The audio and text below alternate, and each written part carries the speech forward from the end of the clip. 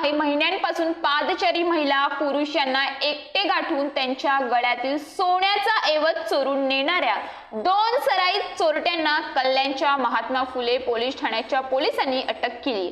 यामधील 2 जण फरार आहेत। या चोरट्यांनी अशा प्रकारचे 20 गुन्हे केल्याची कबुली पोलिसांना दिली आहे।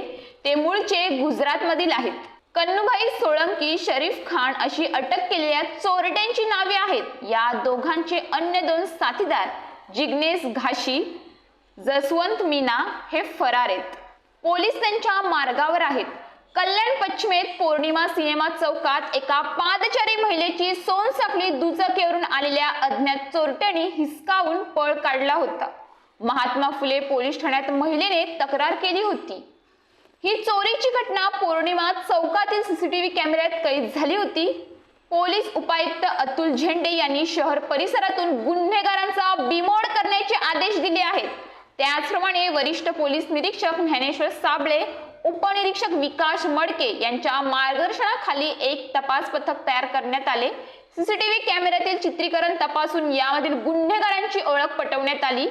पोलीस तपासातून पुढे आलेली माहिती अशी की गुजरातमधील हिम्मतनगर येथील कन्नूभाई सोळंकी, जिग्नेश घासी हे बांधकाम मजूर आहेत। गुजरात येथे बांधकामावर सुट्टी घेऊन ते वसई येथील मित्र शरीफ खानकडे पाहुणे म्हणून येत होते। शरीफ खान हे एका खाजगी कंपनीत नोकरीला आहेत।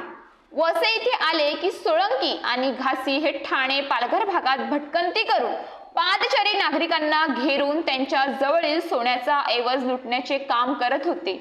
लुटलेला माल घेऊन ते वसई येथे जात होते। तेथे चोरीचे मंगळसूत्र, सोनसाखळी ऐवज जसवंत मीना या व्यक्तीकडे विक्रीसाठी दिला जात होता। मीनाने ऐवज विकला की मिळालेली रक्कम ते समान हिशोबाने वाटून घेत होते। महात्मा फुले पोलिसांनी सोळंकी खानला कौशल्याने अटक केली आहे। त्यांनी ऐवज चोरीचे 20 गुन्हे केल्याची कबुली पोलिसांना दिली आहे।